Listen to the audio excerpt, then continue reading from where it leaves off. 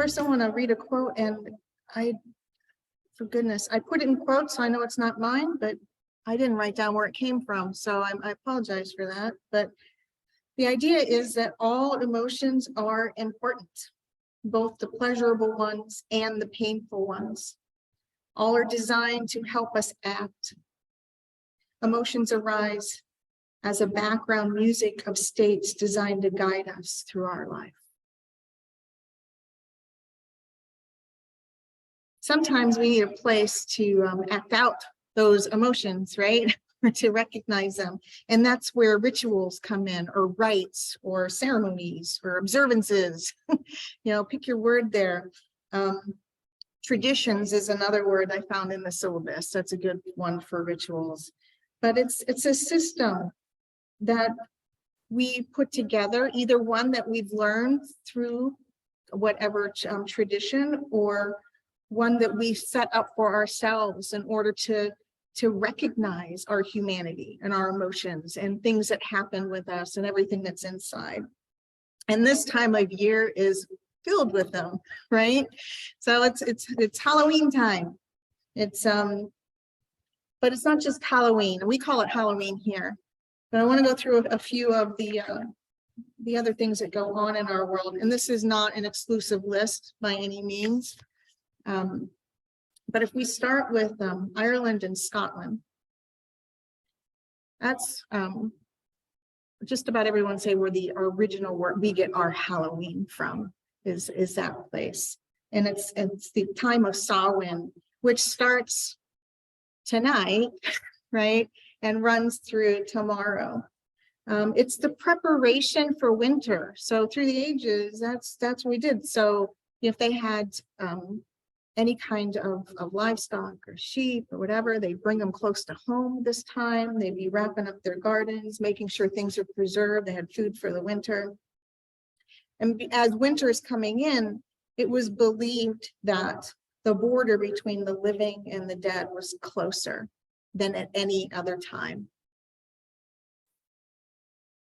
So, and depending on where they were at with their beliefs, they would disguise themselves from this. And that's where we get their costumes, right? So they would dress in costumes so that maybe that other side didn't come too close. They wouldn't recognize you because they were afraid to trip over to that other side or be recognized by what they would call evil spirits.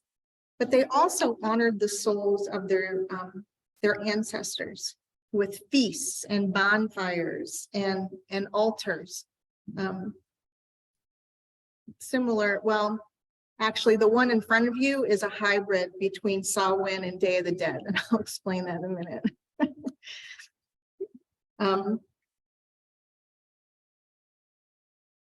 But it was a time for both. It was a time to prepare for winter and also honor our ancestors. Kawasaki in Japan is the same time of year, but it's more like cosplay and parties and big parades. And unfortunately, right as the time that I was preparing this, I heard the news that one of these parades and festivals was in Seoul, didn't go very well. So, lots of compassion for the people that are going through, a time of celebration that turned into a time of mourning. But traditionally it's supposed to be a happy time, right? And if you look at some of the costumes, it's just amazing what people can come up with. In Italy, now please forgive me if I say this wrong, it's Aganasiniti. Does anybody speak Italian? It's a translation of All Saints Day. So again, it's the idea that the souls of our ancestors come back to visit relatives. They decorate memorial sites and their cemeteries. They leave out food. They actually leave small gifts for children too, and say they come from the ancestors. So in a way, it's kind of like a mini Christmas because the children are surprised in the morning with a little gift. In Mexico, it's the Day of the Dead. Funny side note, some of you know I have trouble with some pronunciation, and it takes, it's amazing that I do this all the time because that's something that I've always had to work with. And so I tried like on the Google to hit the thing that says in Spanish, Day of the Dead, and my tongue just wouldn't get around it. So Day of the Dead. Those of you that can say it, you can try to teach me later there. But it's flowers, and specifically marigolds. And I was hoping to cut the marigolds that were still in place around, that my boys had, but the frost the last couple of days have destroyed them. So you have some, because you can make them out of tissue paper or whatever too. But the idea is marigolds, and the orange color and even the scent is supposed to be, it is favorable for this time of year. And they have festivals and sweets and decorated skulls and skeletons, candles, picnics in the cemetery. It's a celebration of life, both past and present. So where it can get kind of spooky around here, because I think sometimes we've taken it to the extreme, even though it's very fun. I want to ditch the fun part of that. But the idea is that life needs to be and should be and can be celebrated, both past and present. And there's one I found that's really interesting. I'd love to see it sometime. It's a kite festival based on an old Mayan custom in Guatemala. And they make their kites out of natural materials, as much natural and around from the earth as they can. And they fly the kites around burial grounds, memorial sites, cemeteries. Again, it's a way of honoring and celebrating, but then there's also this extra artistic element in the kites. And that they've been doing that for what? Mayans 3,000 years. So that's quite amazing. An altar, like what you see up front, is a rite. It's a way to visually display and be active in our emotions around things like remembering our past loved ones, remembering life. What does that mean for us? So what you see in front of you is kind of a combination between Samhain and Day of the Dead, because what I found was they're really, really similar. They both use things from the earth, wind, air, wind, water, all the four elements. They both use colors that we associate with fall, the oranges and the yellows and the browns. Samhain in particular uses a little straw man. So I put a little scarecrow up there. You can see him. The Day of the Dead specifically uses marigolds. So that's as close to a marigold looking thing we could get there, at least that I could get today. Offerings to our ancestors. Now, what you have up here that you all get a recipe for the bread that is used in Mexico. It takes a little longer, and I would have had to practice it a lot. My son's better at the bread thing than I am by far. So I'm going to have him help me with that as part of our Halloween stuff this year.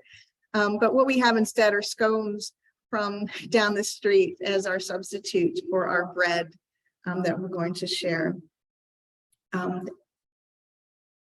You can put apples, leaves. Always, both traditions have white candles for the purity of the light that is everything, which I found really interesting that they both use that white for that symbology. Water, so there's a cup of water up there. You can put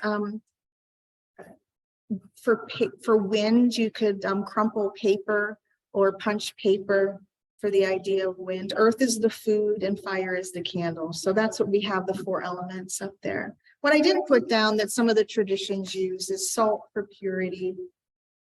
Orange is actually a celebration of life.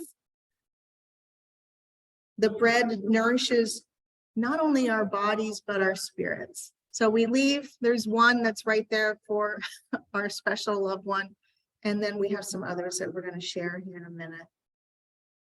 On top of the bread that you're going to get the recipe for, there's these little bumps on top in symbolization for both the bones of the dead and also the tears. Now, what I found interesting is it's not our tears. It's the tears of our loved ones saying, We know you're hurting and we don't want you to anymore. And isn't that just a neat symbol to say, you know what, we know this, which is why we're going to, this kind of ceremony helps us recognize that connection, that it never is over, right? That we are 100% connected in our divinity all the time. So things that we do for ourselves like this just brings that home. It gives us, our humans part of ourselves, something to hold on to and to celebrate with. So again, you know, if we go back to our original quote, all emotions are important, both pleasurable ones and the painful ones. And days like this, we do honor both, right? There's a pain and separation, but there's also all these amazing, wonderful memories and amazing, wonderful life that we have to keep moving on with. And that's, I think, how we honor the life before us the most, is by fully living in the now, in the now. Is no secret that this is one of my most favorite times of year. Each year I do at home something a little different depending on the weather outside. And this year, the boys and I noticed, because we got home at too late last night because of their activities. But if you look up right now, it's almost a new moon and the skies have been really clear, and we actually saw a shooting star last night. You could see the Milky Way through. It's like, last year I thought was cool because we had a full moon on Halloween, and this year I don't know, I think it's even neater with the new moon because of all the starlight and, you know, and all that light that you can really see how much we're connected. I know in some traditions the theory is each light point in the sky is that soul and that starlight that connects to us. So and then one source I read, and this is neat, said in originally in the Samhain in the Irish tradition, that to go door to door, like what we do now, we dress up, we go door to door, we get candy. They would go door to door and offer poetry and song and story. And in exchange for sharing their talents, they would get food. How cool is that? Share your talents and feed each other. What a neat tradition, or a neat way to think about it. And, you know, and to share your talents to the fullest and to recognize the talents from our loved ones and what we can still express today. So Halloween, Day of the Dead, All Souls Day, All Saints Day, you know, however you're recognizing that for yourself. And really it's like a 3-day period here between the 31st and the 2nd for all of those. We celebrate and honor our life, our creativity, our willingness to be kind to someone, sharing their passions, you know, their passions in costume, their passions in poetry. We recognize the lives of those we loved here that are no longer with us in the physical. We remember our eternal connection. We recognize that they are able to participate with us and we with them. We remember the whole person, the likes, the dislikes, the appearance, our connection. Again, we start today or tonight and into the 2nd with all of these worldwide activities. So you can prepare your favorite treats, you can create altars, you get creative with your costumes. Thank you for the visual. Helping others with their with theirs. You know, we open the door, we greet each other with, oh wow, you look really awesome. How cool is it that you're out having fun? Wouldn't it be neat to carry that through the rest of the year? How awesome is your creativity? I want to hear more about that. Here, I'm recognizing it with some food and some recognition and opening the door to each other, even metaphorically through the rest of our lives, witnessing the joy of others while they explore their talents, having fun. And as we have fun, we honor the life of those that have shed their mortal selves. by living life to the fullest and recognizing theirs. So today, if you would practice with me, first thing I'm going to do is walk you through a little meditation exercise. And then I'm going to come down and light the candles here. And then I'm going to invite you to come up to the gratitude table and write down the name of the person that you would like to be grateful for today. And since I'm going to light candles, we're not going to put it there because I don't want to set the whole place on fire with paper near candles. So if you just put it right back in the jar, whatever name it is that you're honoring today in gratitude. And then there are, we have nourishment. Again, the symbol is nourishment for ourselves and for that connection with our loved ones. So we have scones and we have some cider that you're welcome to grab and take back to your seat. And then I'm just going to play some music while you guys do your gratitude part after the meditation. I'm going to bring you into the meditation. Then when you are feeling it, you come up and do the gratitude part and grab your treat. Okay. Does everybody understand? Yeah. Okay. So go ahead and take a nice breath. And we're going to ask you to close your eyes if it feels comfortable. And if it feels comfortable, to place your hand lightly on your heart. And breathe in and out of your nose.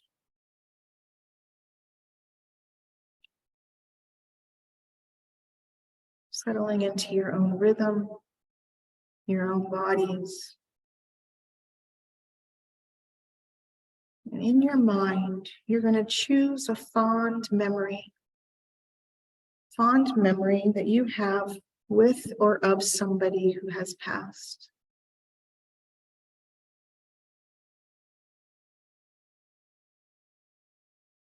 Allow yourself to see it, to hear it, and smell it, feel it, smile with it.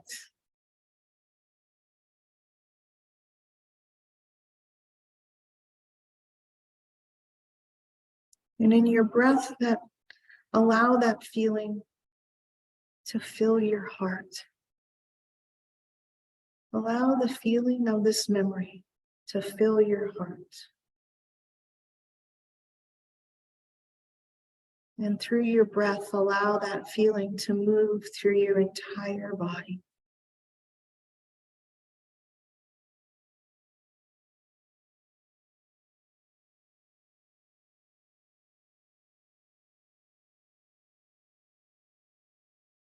And feel your loved one in the memory.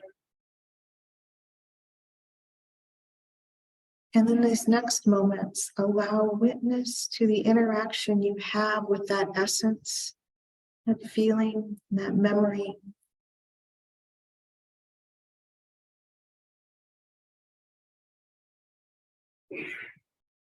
Allowing your emotions to guide you to connect.